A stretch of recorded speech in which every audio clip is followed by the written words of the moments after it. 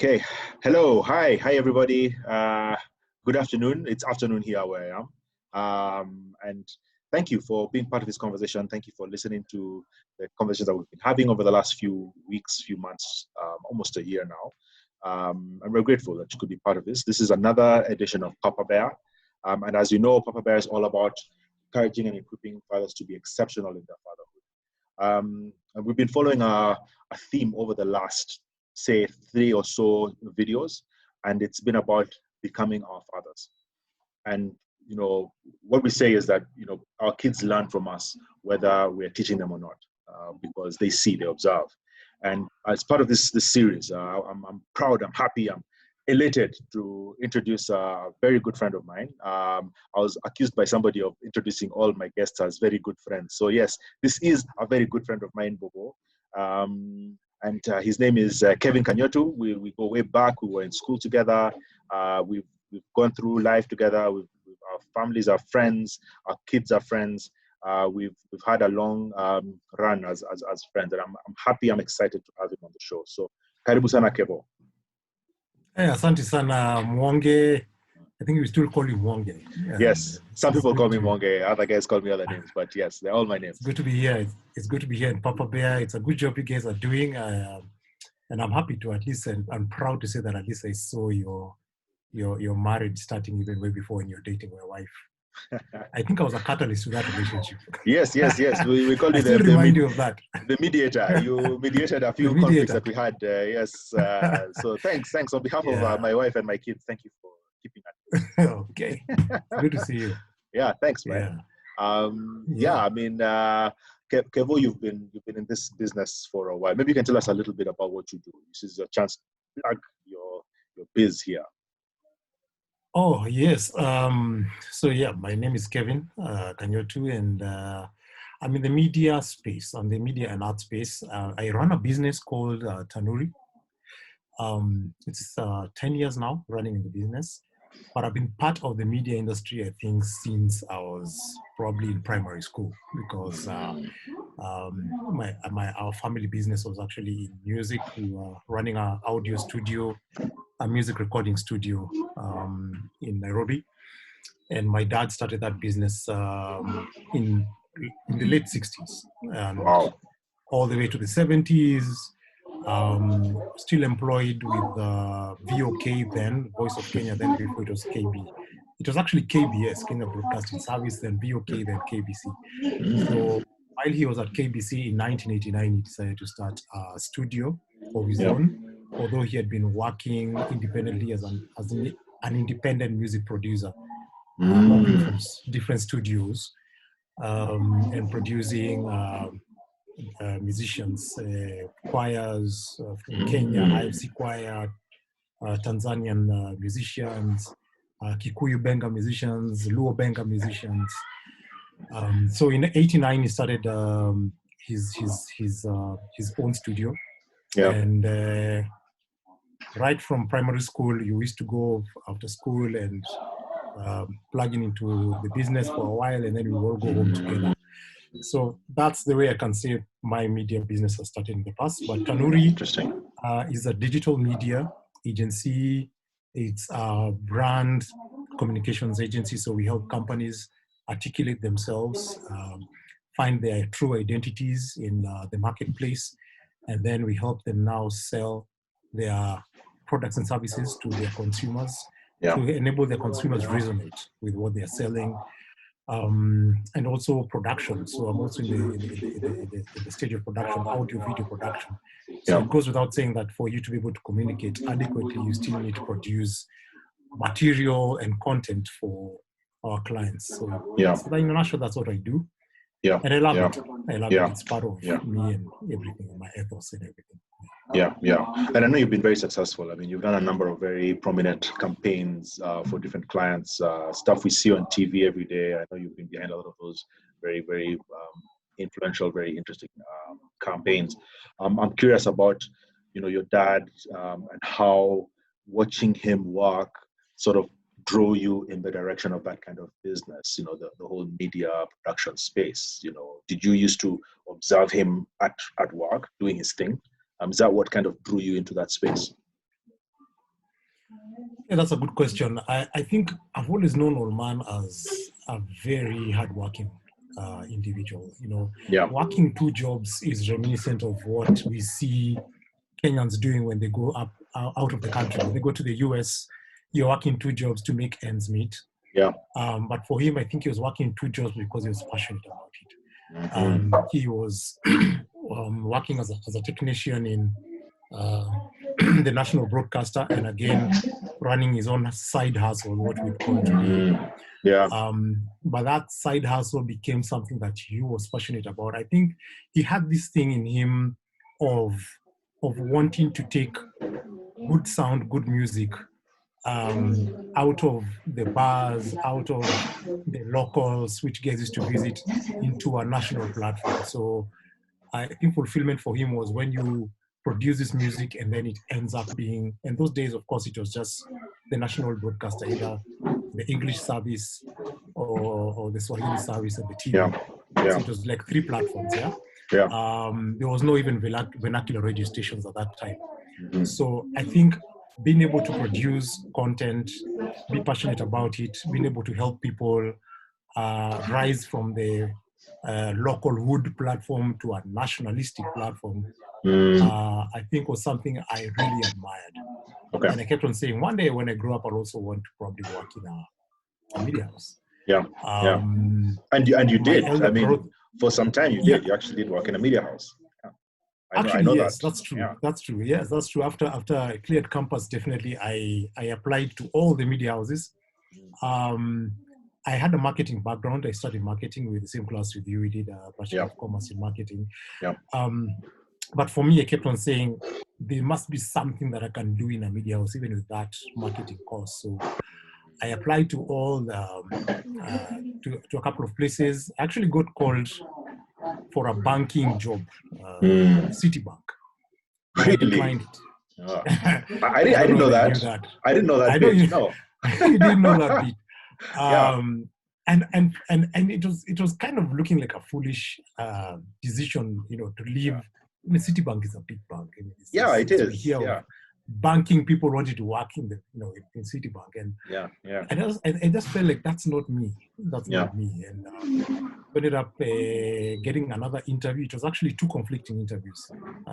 KTN called me for an interview, and a Citibank at the same time. So I resulted to go to where my heart felt was drawn. Yeah.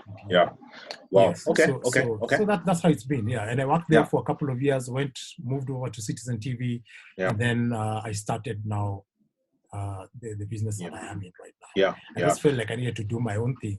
And it's a result of also observing Mzee making that transition. Yeah. It may have been subconscious. It may be not something that I also planned and said, I'll also do that at a certain date. Yes. But I think it's those things that was an experience that happened at a certain point, and you knew that experience had to meet you in your own life at a certain point. Yeah. So when he made the transition to do his own business, I think also that's the same thing that I did when I left Citizen Royal Media Services to start your own thing. And I think I know some of your siblings are also in the same space, the whole media, music production, that kind of thing. Yeah. Yes. So for my elder bros, we have four of us. We have a younger sister.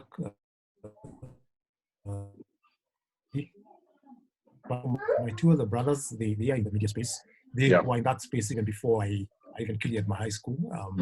So my elder brother, whom I follow, Lee, I remember was part of the music studio business when he was in campus, even before he went to campus. Okay. So he was doing a totally unrelated course. He was in the sciences, and during the holidays, he used to come and work with Mzee in downtown. Yeah. In a couple of recording sessions. He had his own trade. Okay, just hold on, Kev. Hold on, I'm going to have to pause this because go. Yeah, so I think we're back. There must have been a small challenge with the recording, but something happened. Anyway, that's the new reality now. It's new reality. Anyway, you were saying something about your brothers and how they're both in the space even before when you were in high school and all. Yeah, correct. So I mean, my mzee also trained my elder brothers. That's our firstborn Babu, who still works with him until today, and Lee. So Okay. he was able to incorporate them in the business. So over the holidays, they used to come in and work and just enter into the whole ecosystem of music production. So in the 90s and then early 90s, late 90s, mid 90s, definitely the whole decade of the 90s was such an instrumental decade in this country when it came to music production. And that's when we started seeing music business actually being portrayed in its real sense that we see today. Where live music were really a studio that was sought after in live recording, Wow. and then fusing live recording, acoustic recording with digital recording. So they had an edge in the market and they were busy. I mean, it was a studio that used to work. You'd find that the jobs that would actually start away from morning all the way till evening blocks to midnight, past midnight, and early wee hours of the morning of the next day.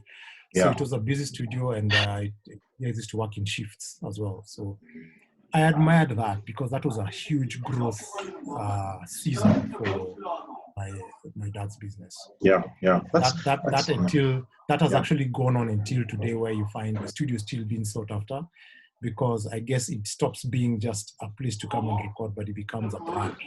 And a brand is something which people are able to resonate with. It has, like, it matches with you as well.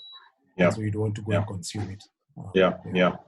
Yeah, I mean that's stuff what we learned in school when we were talking about marketing and branding. That's that's stuff that we learned together. I remember, and it's interesting. I've actually had an opportunity to interact with one of the brothers, Lee. I know he produces Amani's podcast, Living Truthfully.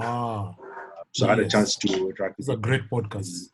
visit him at his studio. So yeah, I know that this music thing is in your blood, and I know you as an individual, you're also quite a musician. You're well, I don't know if you're recording it yet, but I know you do sessions with your kids. Your kids are all musicians. I see them playing instruments. We don't really say the name of our kids, by the way, just for the record. We don't mention our kids' names on the show. But I know your kids, and I know they're excellent at doing that. And it's something that I think you're doing deliberately, like exposing them to the music, their musical side. Yes. Yeah, I mean, and it's all part of the whole dynamic of passing on what we've learned from our fathers and even us as fathers to our kids. Yeah, and I commend you for that, man. That's awesome. Thank you. I mean, that's something that it's one of the values that we uphold in this family. Just the way you teach kids to make their own beds, to look after themselves, to say a prayer, to do their devotions, is the same way we treat music in this home, because it's part of worship. It's part of praising God. So it's a necessity. That's how we look at it here. The kids might end up being different individuals out there. They may end up being as the way God calls them to be, maybe even something different from music, but at least it's something that is in their DNA. It's something that is inculcated in their DNA. So we hope that it's a tradition that they also carry on, even when they start their own families. So it's part of using our skills and abilities to praise God and to during this time of COVID, we know there's been a lot of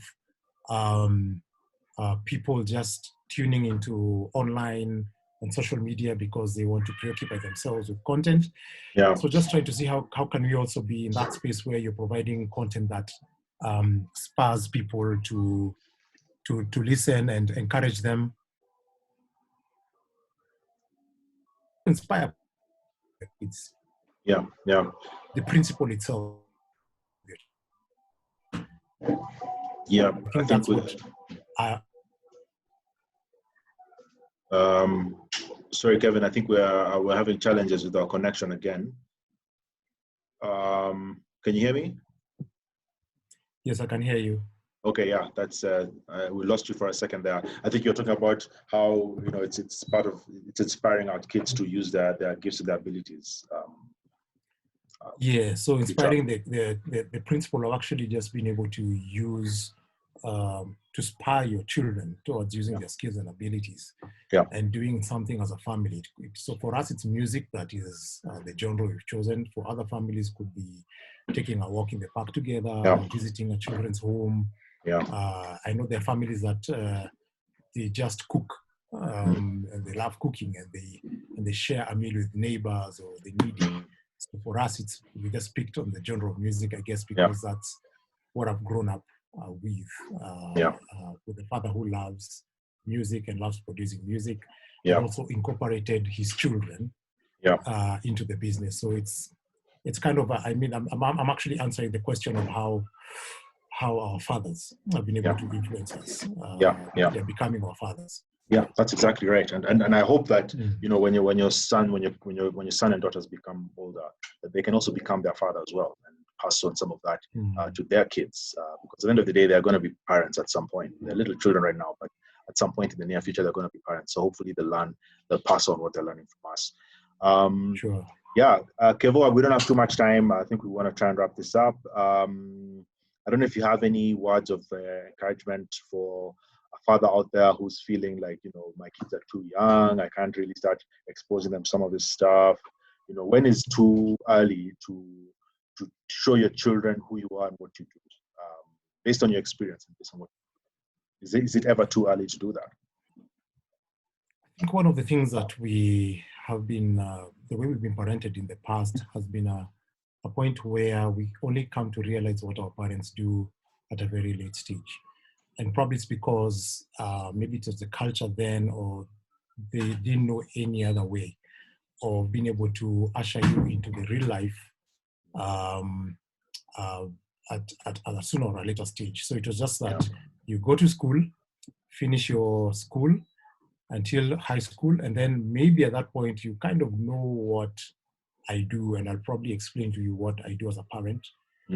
So for us, it's an issue of developing certain life skills from a very early age. So for instance, if you're developing the life skill of just being independent, just picking up after yourself, it starts from there. So if you're teaching a child to make their own bed, to pick after themselves, to tidy the table after that, those are the small things that give them the sense of independence, that they can actually start living by themselves or doing things by themselves, or thinking through this environment of mine, this is a small environment of mine, what can I do to change it? So I think it starts from a very early age, and then it escalates now to things that we want to do. So for instance, whenever we have film shoots, all our kids have appeared as models or as part of the production process. So if it needs that to be that I call you to come and carry a cable or help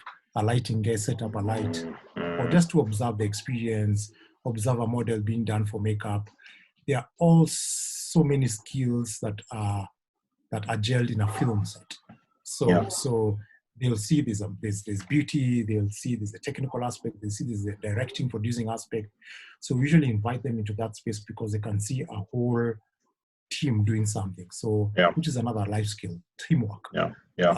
So I think it's not really in what we do on a daily basis that matters to these children, but it's in the why we do what we do that matters to them. And that's what we as parents, as fathers, need to show the children. There's a reason why we do what we do. And what you do is irrelevant because they are all gifted differently. One might become a pilot, one might become a musician, one might become a doctor, one might become a pastor. It's just in principles of why we do what we do and believing in them that we try and teach our children. Yeah, absolutely, man. Thanks. That's awesome. I think you're doing a great job as a dad. I admire the way you're raising your family. I think there's a lot we can learn from you. A lot I can learn from you. I think you've had a good. I also learn a lot from you too. Thanks, man. Thanks. I love how you play with your kids. I love how you're so connected with them as well. Yeah, thanks, man. I really appreciate that. Yeah, thanks. I appreciate that too.